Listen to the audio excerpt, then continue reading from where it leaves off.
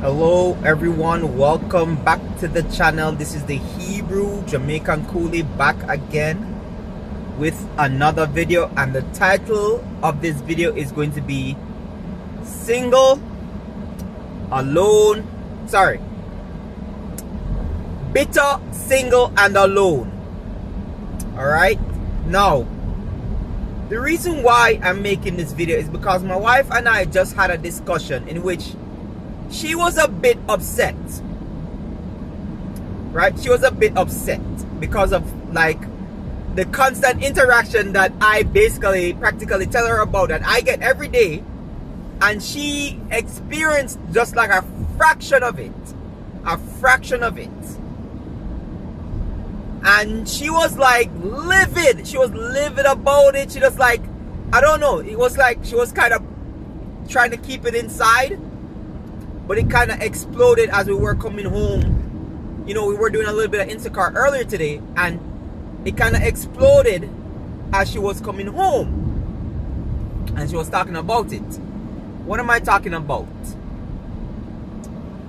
Well, basically, my wife was talking about her experience while we're doing Instacart with one of the cashiers. And, you know, she was talking about why is it that the old cashiers are always so bitter and the young ones are always so happy-go-lucky, always polite, always say, is there anything I can help you with? But the old cashiers, especially the females, are always so bitter.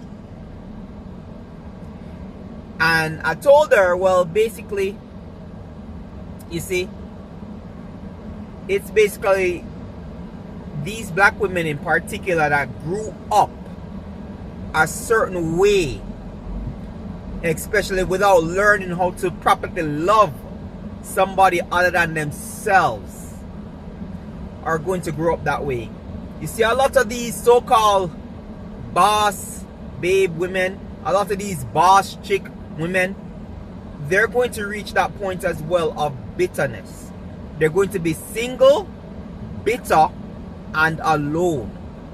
Alone as in nobody wants to be around them. Nobody wants to even go near them. People are annoyed with them because they're such bitter people. People can feel their energies from far away.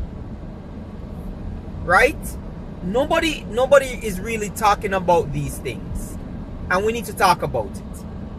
You see, this whole thing of saying that, oh, I have a lot of money, and, you know, when I reach a certain age, I'll be all right by myself. I'm going to have my cats, I'm going to have my dogs and stuff like that. A lot of you women think you can deal with it until you reach that bridge and you have to cross it. You have no choice but to cross that bridge when you get to it. A lot of us always, this is always with women. Women think in hindsight. Men, we think in foresight. A man will never say him don't need a woman. A man will never say that. But you go out on the street, you hear a lot of dumb clucks talking about how, no, we don't need men for anything and blah, blah, blah. Yo, these are always the most uneducated women that don't even know where them water come from, that don't even know where their electricity comes from, that don't even know where the food in the supermarket comes from. Right? Women have basically gotten to a spot in life where they are so arrogant and ignorant, they just look like doting parrots. They're just, and that's what they sound like. Parrots. Right? So let me tell you a story, and it's a very quick story. When we were living in a township called Morrisville, it's a 2 mile place, 2 mile town. We were living there for most of Amy's life. In one winter, and we were talking about this as we were going home. In one spring, in one spring, a family came and found their aunt, or I don't know if it's the aunt or if it's a friend of the family. Their mother probably sent them to go check up on her. Found her, right, in her yard after the snow had melted. Found her in the yard, the backyard, after the snow had melted. And you know, one of our neighbors was telling us the story that, you know, she hadn't seen her for a long time either. It was a very long time since she saw her. So this woman perished. She lay deceased in her backyard for good from November all the way back till say March, April. Right? Let's say that. November, December, January, February, March. Then find her after 5 friggin' months deceased in her yard. Right? And this woman, like, and I'm telling you, you know, you see this whole, I can live by myself, I'll be fine, I'll have money. That woman had a 3-bedroom home, basement, the house was decked out, she had her animals, etc. The animals died. The animals died because there was nobody to feed them and they were locked up in the house. You understand? And by the way, it's much harder for stink, for the scent of rotten corpses to be smelled when it's the winter time. Right? Heat usually makes the vapors like spread easier. Frost don't do that. The cold don't do that. Alright? And this is just my observation. I don't know. Somebody can scientifically or biologically tell me why this is so. But from my experience, because we've had a lot of dead animals in our yard, where, you know, we couldn't smell them until we had a possum. I think I did a video on that. A possum, it basically fell out the tree and fell in between the tree and the fence and perished. And we couldn't move it because they said that we had to get certain types of I don't remember, permits. We had to get a permit to move it, and we called the city, and the city told us they're not coming until spring to move that.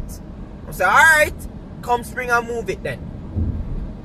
Anyway, so this woman laid in her yard for a good 5 months.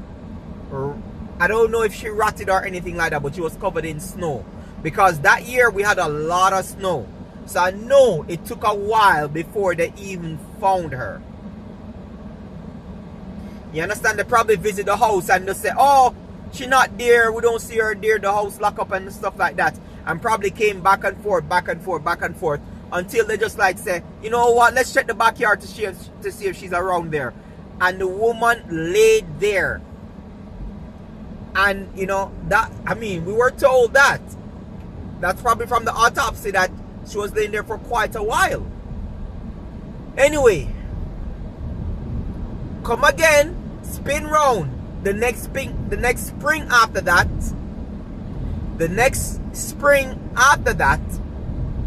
another woman, like I said before, you know, another woman, she basically passed away inside her house in her couch.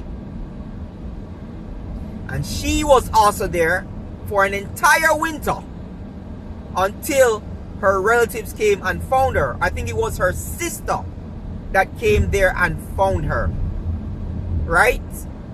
And again, my neighbor was telling me this when it happened. So 2 springs in a row, old women, old single women, alone by themselves, pass away in their freaking homes. So all this dollars, all this boss chick thing, all this I got my own, just to perish and have your body rot. without anybody being able to find you until, and that's if they even care about you. Because some of you women, you're so bitter, you're chasing everybody away from you. Nobody wants to be around you. Nobody wants to deal with that. And the thing about it is that we keep pushing this narrative. We keep pushing it. We keep pushing it. And people keep telling us that we don't want it. We keep telling you we don't want it, we don't want it, and then nobody still listens. So guess what? People just, especially men, we just vote with our feet. We walk away from it. We don't say anything, we just walk away from it. We don't deal with it, we don't argue with it, we don't fight with it, we don't say nothing to it. We just walk away from it. So, we grow up in life with a lot of bitter women. And, you know, I don't care. I don't care what these women go through on a day-to-day basis. It's your freaking job. I didn't choose that job. You chose that job. And just as how I choose my job too, even when I'm upset, I'm extremely polite with a smile on my face.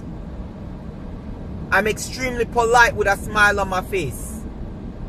You understand? I've had people yell at me. I've had situations in which I've had to de-escalate myself when I'm not even wrong. I've had to de-escalate with a couple fathers and mothers. I've had to de-escalate from my bosses from time to time. I've had those situations. I don't make it worse. I'm not a bitter person. You understand? A lot of you women drive even your own children. Even your own children, you drive away from you. And then some of you here talking so dumb. Oh, I'll be the rich aunt that comes and splurges on the child. I have to tell, let me tell you something about that. Let me tell you something about that. We have several aunts like that. I have several aunts. Or I wouldn't say several. I have a couple aunts like that. Do you know what me and my siblings think of those aunts? Annoying. We think of them as childless, bitter, and annoying. You understand?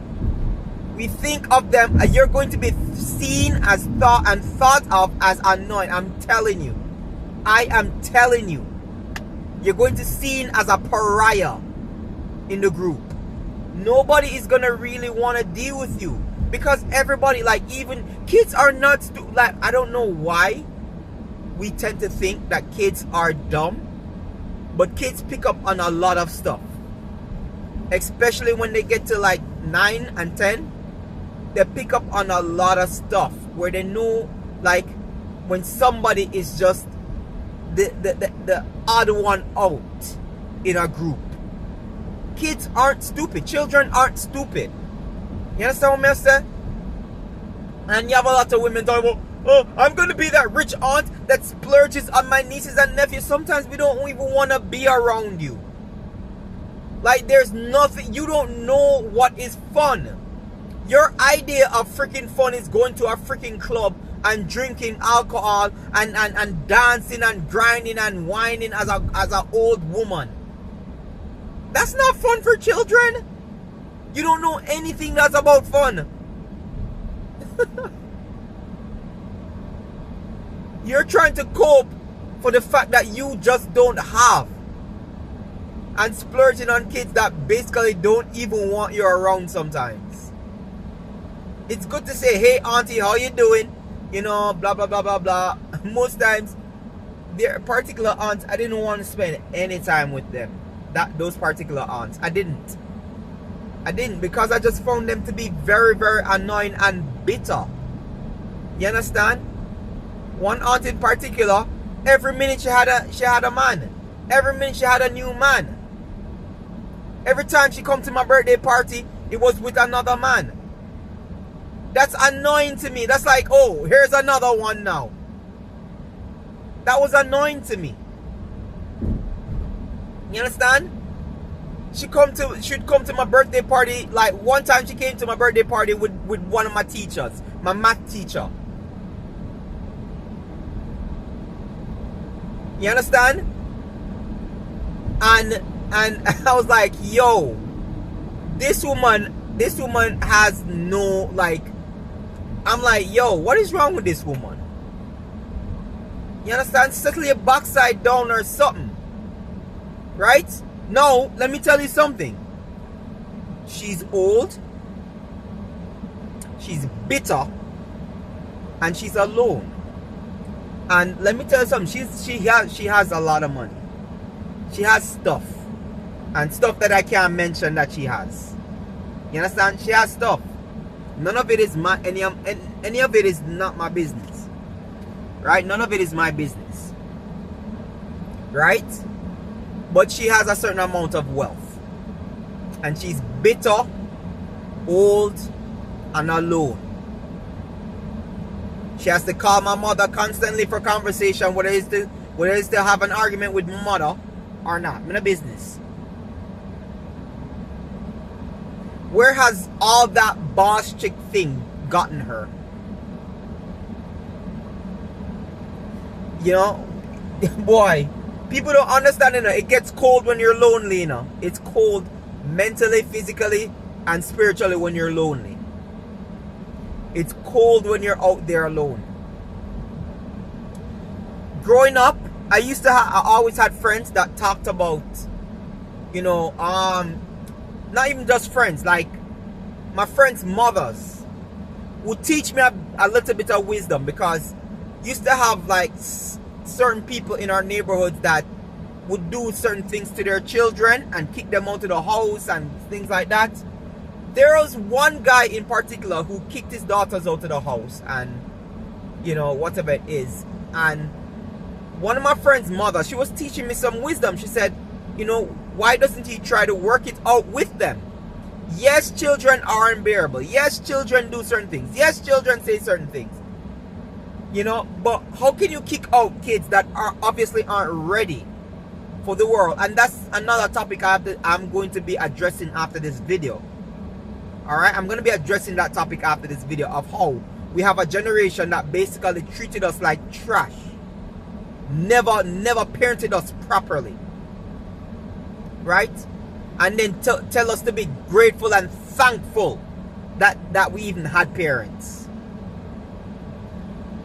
So, anyway, the guy was living on his own in the house. And he slipped and broke his arm. And there was nobody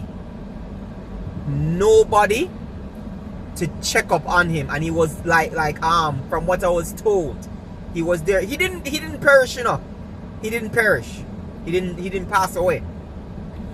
His friend that worked with him thought something was up and went to the house and found him on the ground and brought him to the hospital. Now, the woman said, right? Here's what my friend's mother said. If his daughters were there, they would have been able to call an ambulance or call a taxi, get him in the taxi and stuff like that, bring him to the hospital and get him the treatment that he needed.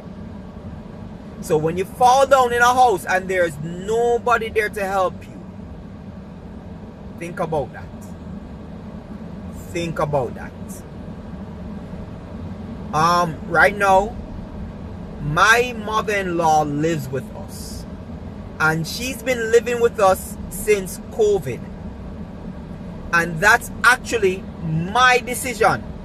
I told my wife was a little hesitant because she said her mother likes to live on her own. I said, your mother is 75 years old. Ain't no way I'm going to sit down. And we barely even get to visit her. We barely, because we check up on her, like we try to check up on her at least once a week. And sometimes work was getting so heavy that we didn't have the time to do that. Right? And I said, yo, we cannot leave that woman to live by herself in a situation like this. There's no telling how bad the C-19 situation is going to get.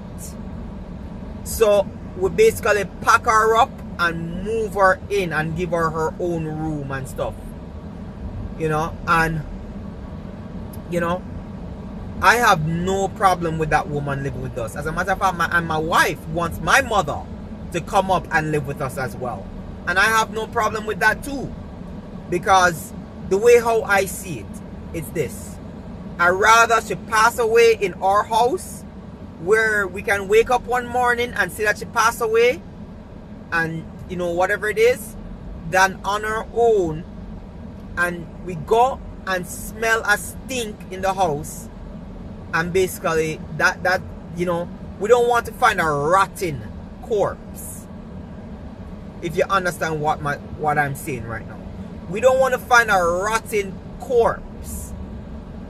You understand, that we can't even identify. You understand what I'm saying? So a lot of these women need to understand that they're going to end up bitter, old, and alone. You understand? So I would suggest that a lot of them change their attitudes. Change how you treat people. Change how you talk to people. Change how you interact with people. Stop this whole thing of people owing you anything, because nobody owes you anything. Even scripture says, owe no man anything but to love him. It's still telling you that you don't owe anybody anything, but it's saying that if you should owe anybody anything, you should owe them love only. I don't owe you respect. I don't owe you politeness. I don't owe you any courteousness either. You understand? I tell people all the time, most times, I don't give a damn. I will tell you off there and then, and go about my day and feel alright about it. But anyway, people, that is my perspective. Tell me what you think. This is the Hebrew Jamaican Coolie. Peace. I am out.